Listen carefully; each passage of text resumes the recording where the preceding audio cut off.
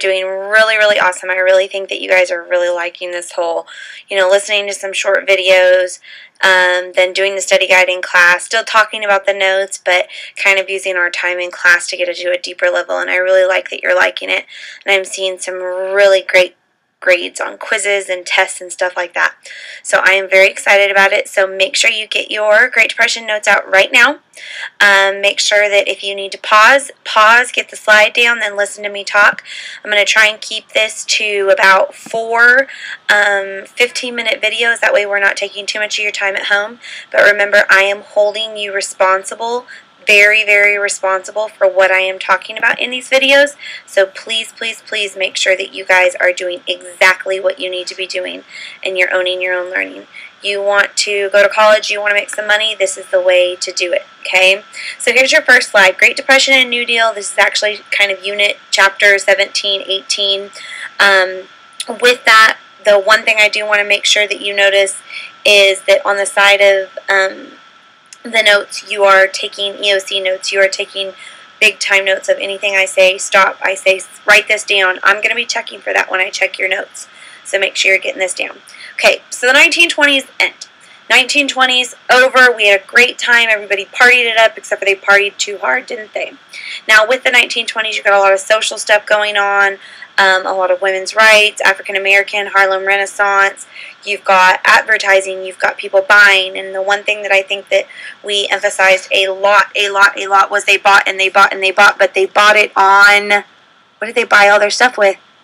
Credit, which means they went into, dirtiest 4-letter word there is, debt. The other thing that we know is that the Republican policies in the 1920s, and remember Republicans, they favored that laissez-faire, which means Republicans, government hands off, let business do what it do. In fact, Calvin Coolidge and Harding, some of the more scandalous presidents of the 1920s, they said, in fact, their philosophy was the business of government is business. So let business do whatever they want. So business kept trying to go and go and go, and the Republicans lowered the tariffs in order to try and help them, and they didn't really, regulate, right? What is a regulation? A rule, right? They didn't put any rules on them. Well, then all of a sudden in 1929, things are going to come crashing down. Now, the one thing I do need you to make sure you get down is I know that you learned last chapter that Harding and Calvin Coolidge are your Republican presidents.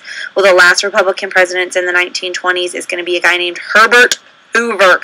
Isn't that the best name ever? Herbert Hoover. And actually, he was Harding's Secretary of Commerce, Secretary of Treasury. So with that, he is a Republican. 1928 is when he is elected in a landslide. He promises to keep prohibition. Don't know how that got very many votes. He took credit for the prosperities of the 1920s. He said, hey, the 1920s have been awesome. And they were awesome. People were partying. They were having a great time. They were buying and returning to normalcy. Remember, that's what technically Harding said. Well, let's return to normalcy. Well, Herbert Hoover said, yeah, we did that. It was a Republican policy. Didn't you have a great time? So we're going to keep going. And then 1929 hits. Stock market crash. Actually, it's called Black Tuesday, October 29th, 1929. Circle that right there. Massive, massive circle around October 29th, 1929. Massive date in American history.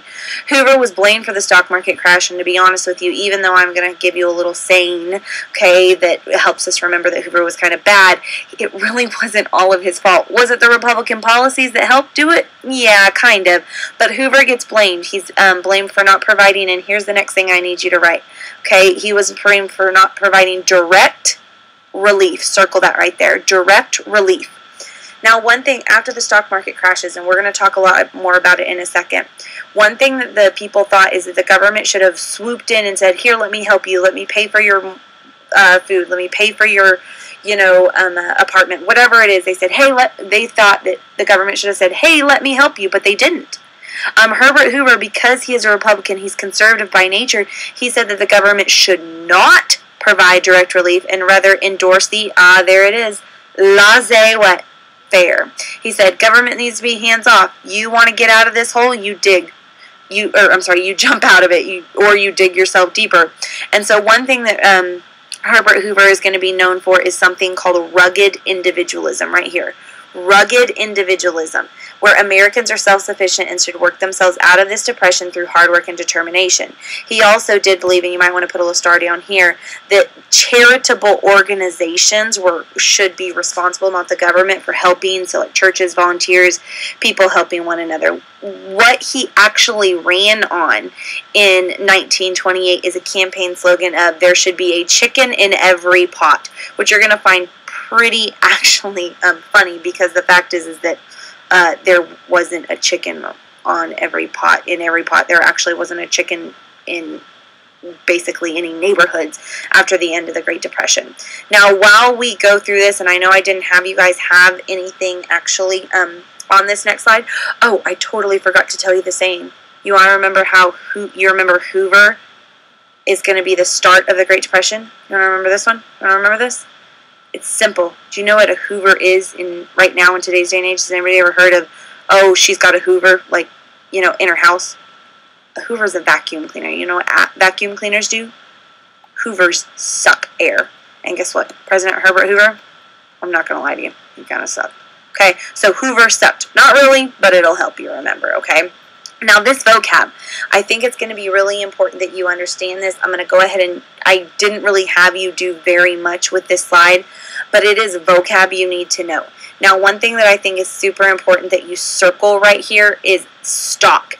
If you understand stock and then put a little arrow down to stock market, where stock is bought and sold, market, buy and sell, okay, it'll be so easy to get this whole idea of an economic system. Now, if I bought stock in a company, I technically, by definition, am buying, what does this say right here? Ownership in a company. It's actually sold to raise capital, and then that company takes and makes improvements and expansions based off the stock. So a stock, I want you to kind of think of it in regards to a bond. And in fact, if you want to put stock equals bond out beside this slide, in fact, I want you to write that, stock equals bond. Because what it's done is it's basically when people bought bonds during World War I, you know, they bought bonds and the government used that money to fight the war. Well, what happens when people buy stock, then the company uses it to make the company better. And so when you buy stock in a company, you literally get a stock certificate back. It's like a bond paper. And then you hold the stock paper, and however well the company does, that's how well the stock does. Now, if you buy stock in a company, like let's say you bought stock in Apple, cha-ching! That would have been an awesome company to buy stock in. But then what happens if you buy stock in some company that doesn't exist anymore? You just lost all your money, right? So stock is ownership in a company, and you buy and sell it to raise capital and also to invest in it. Now, you, of course, buy stock in the stock market, or you sell stock in the stock market. Now, during the 1920s, here's the right left-hand corner down here. I want you to put, it says bull market, period of rising stock value, cost $1 million to invest. It's simple. Right down here, I want you to put the years, 1920s. The decade of the 1920s, everybody's having a good time, everybody's thinking good things, everybody's buying stock. So we buy and we buy and we buy and we buy, and we buy and buy and buy and buy, and all of a sudden it's known not only as a stock market, but a bull market, because stock is going up and up and up. And if you know the price of something is only getting higher, do you buy it? Of course you buy it, because if you buy it now, not only you're going to get it on the cheap side, where it won't be that much higher later, but also you buy it because if you buy it now, it's worth more later. You sell it, cha-ching, you just made tons of money. In fact, so much money that, ooh, this is where it's going to get ugly. I said, right at the very beginning of this, I said, they bought and they bought and they bought, but they bought on credit, right? Which means they go into debt. Well, technically, you can buy stock on credit too. It's called buying on margin. I want you to underline that word margin right there. Are you doing it? This is what I'm checking for in class. I want you to underline margin, and I want you to put credit out above it. They put a small down payment. They paid off a balance of a loan when the stock is sold, so they figured, here's the deal. I can buy $10,000 worth of stock, but I'm just going to put a small down payment. I'm going to put $1,000 down. I'm going to buy the rest on margin. So $1,000 minus $10,000. Obviously, you buy $9,000 on credit or margin. Remember, same thing. Okay? And then I'm going to wait until that $10,000 worth of stock is worth $20,000 worth of stock, which that'll be next week in a bull market, right? Period of a rising stock value. and then all of a sudden I sell it for $20, I pay off my $9,000 worth of loan, and then that $1,000 is turned into $11,000, and I'm rich. Awesome. Fantastic. If the stock keeps rising.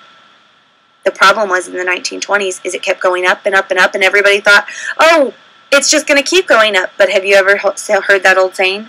What goes up must come down.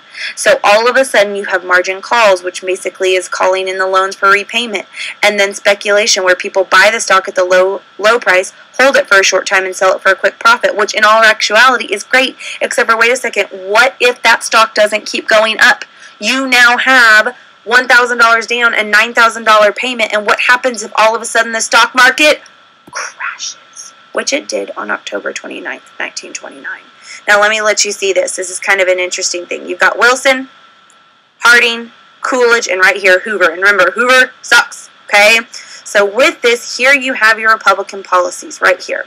Now you got suffrage, national radio. We're going to look a lot at this in class. You got mass production of the radio. You know, radio starts people buying and buying and buying because there's first advertising nationwide. Teapot Dome scandal begins. First public demonstration TV. The Lindbergh flight, remember, the guy flies solo across the Atlantic. Now that's interesting because if that's going on, then obviously things are going well. You should buy stuff, right? Well, that's what they thought. First color movies, all this stuff, it's going up, it's going up. This is the new era, or what market? Bull market. So buy down here, sell up here.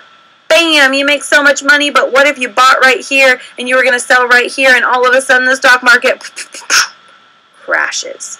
That's how the stock market can lead to massive problems. Problems with the stock market. No government regulation. No government regulation.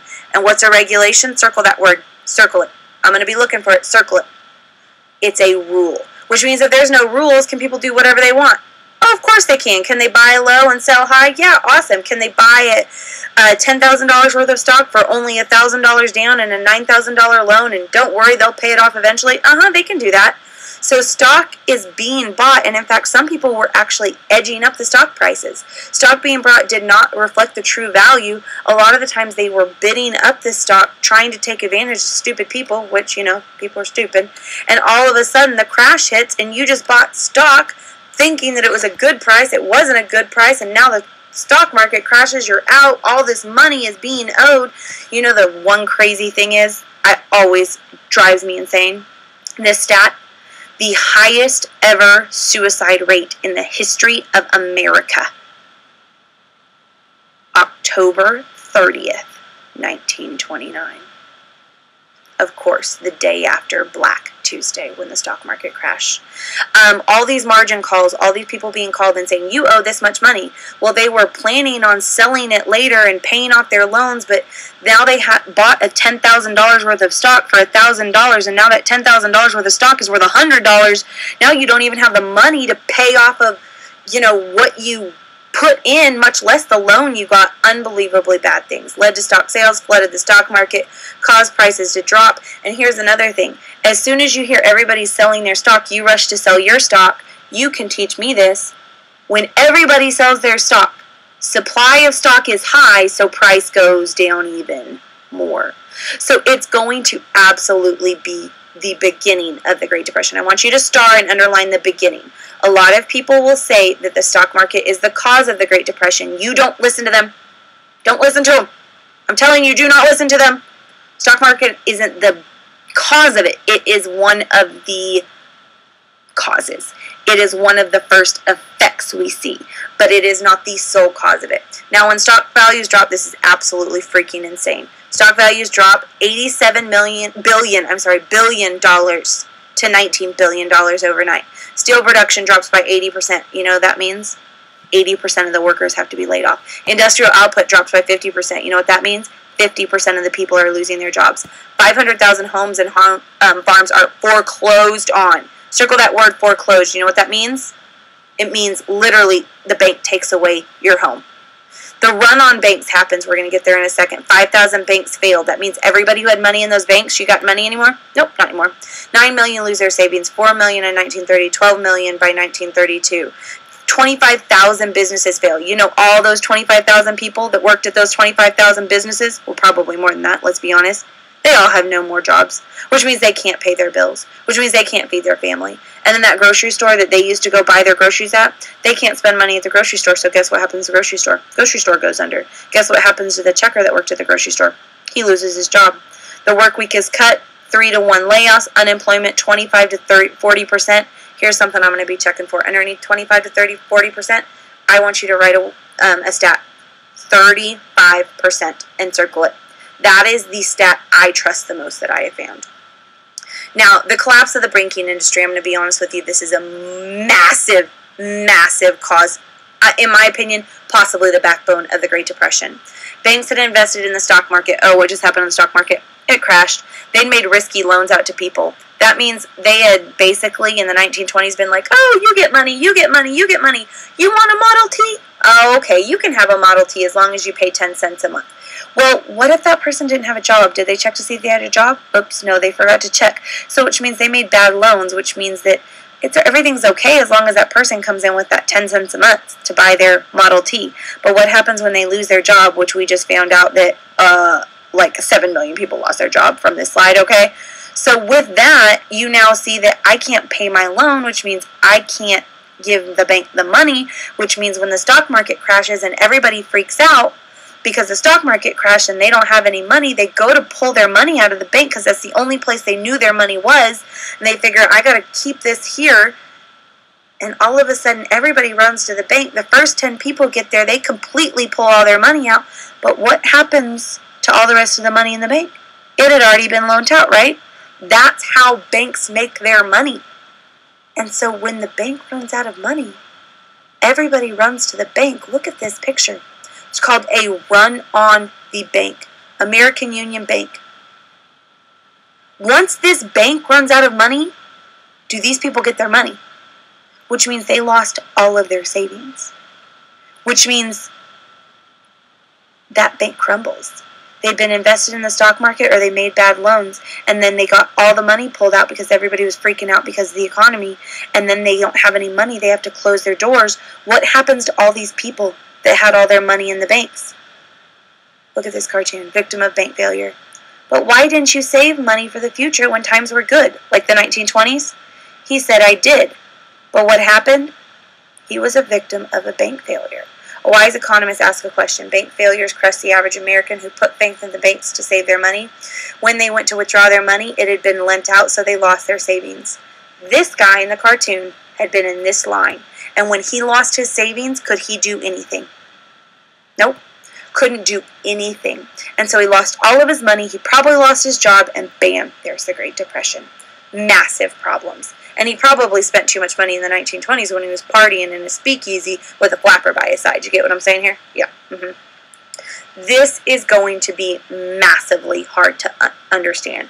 Now, a lot of this right here, it says free soup, coffee, donuts for the unemployed. These are bread lines. I want you to make sure you write bread lines out somewhere in your notes.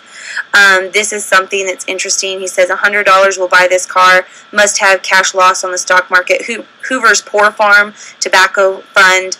Hard times are still hoovering over us. You get who they're blaming here?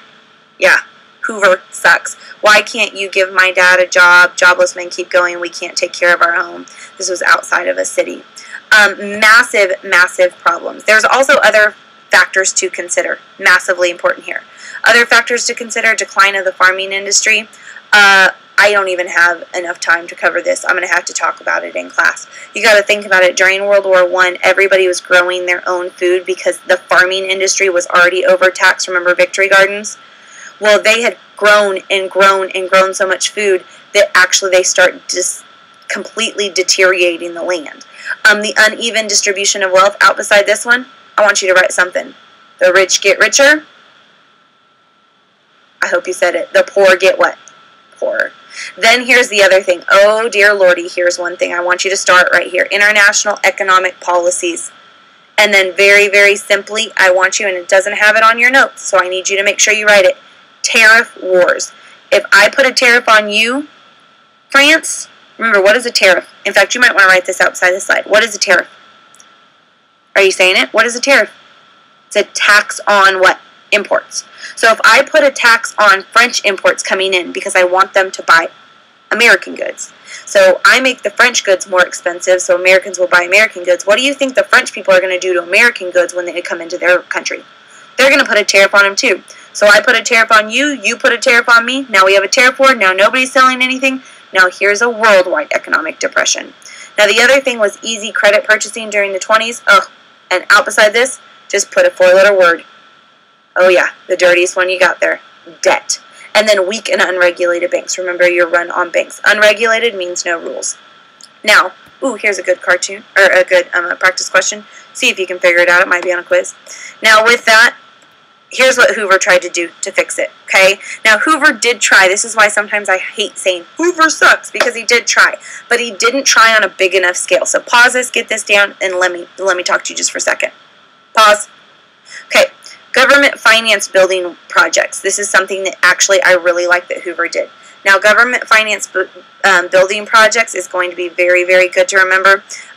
With that, why don't I see my... Oh, there it is. Okay, I was trying to look for my little arrow to show you guys stuff. So government finance building projects, that means the government takes and builds things. Well, when the government does work, okay, they have to hire people to do work, which means the government provides jobs in the private sector. Which means if you just got laid off, if you were in the steel industry that dropped 80% of their productivity, which means 80% of their jobs, that means that the government just gave you a job, which means now you now have money. Well, if the government gives you a job, you now have money. Can you go to that grocery store I was talking about? You can go to that grocery store, and then that checker can keep his job. You see how government having building projects would help the country? Well, they did this, and actually this is interesting because you know something that they built, because it's one of the most famous things with Hoover's name on it. They built the Hoover Dam outside Las Vegas, actually, which I'm going to this summer. But literally, that's why you go to college, so you can afford stuff like that. But literally, you have tons and tons of people hired outside Las Vegas to build the Hoover Dam. That means all those people now have jobs. To pay for the projects, you do have to raise taxes and borrow from banks, but banks need business, so that's going to be okay. But with that, that means you have a job. When you have a job, you can spend money. Is that going to be better for the economy? Of course. The other thing is the Reconstruction Finance Committee to provide funding for banks, railroads, and agriculture institutions. The problem, I'm going to be real honest, massive star and circle. It was too cautious with loans. It was too little, too late. Out beside this slide, and here's what I'm going to be looking for when I check your notes on this slide. Just put not big enough help. Not big enough help. What he was doing was good, but it wasn't good enough. Now here's the deal. A lot of people losing their jobs, they go to live in shanty towns. Basically, they lost their jobs, they lost their house, they lost their apartment, they lost everything. They end up living in public city parks. They actually call these parks Hoover what? Hoovervilles. Hoovervilles are shanty towns, migrant towns. Basically, now this is like a Hooverville mansion. They actually had a car still. But with that, they slept. Oh, guys, I don't even have the amount of time to tell you what kind of privileged life a lot of us lead. These shanty towns were, this was a tree house. I mean, this, like I said, is a Hoover mansion. They slept in Hoover tents, under Hoover blankets, which, here's something I might ask for a little bit of a quiz question, because I want to see who is going to be watching these and who's just going to be copying them now. What's a Hoover blanket? It's a newspaper. You think that's going to keep you very, very warm at night? Not at all. In fact, it got so bad. Go ahead and pause. Take this slide down. It got so bad that actually a group of men that had fought in World War I, they were veterans, okay? They had been promised when they entered World War I that they would get a bonus for fighting in World War I. So they come back from World War I in the 1920s. The bonus is supposed to be paid later in the 30s. It's one of those kind of like delayed things. But still, they're waiting for their money. And they said, in fact, they said, hey, can we have our money now? Because the Great Depression is so bad, we'd like our money. So these guys actually wanted their money then. There was a bill that was sent through Congress and the Senate to give them their money. It ended up dying in the Senate, completely didn't become a law. And the bonus army, or these group of veterans, were so mad that they didn't get their money that they marched on Washington. 20,000 veterans, circle that right there, from World War I, marched on Washington, demanded their $1,000 bonus, promised to them from the government for fighting in World War I. Make sure you get the World War I down. They were out of work and they wanted to feed their families. Congress voted down the payment of the bonus because they said they didn't have enough money. And remember, Hoover says, just work harder, you can work yourself out of this, rugged individualism. But with that, they started to get angry with Hoover because they said, we are working harder, there's just no jobs to be had. Veterans protest set up a Hooverville on the Capitol steps. When Hoover says, will you please go home, I can't give you your money, a lot of them did, but a couple left.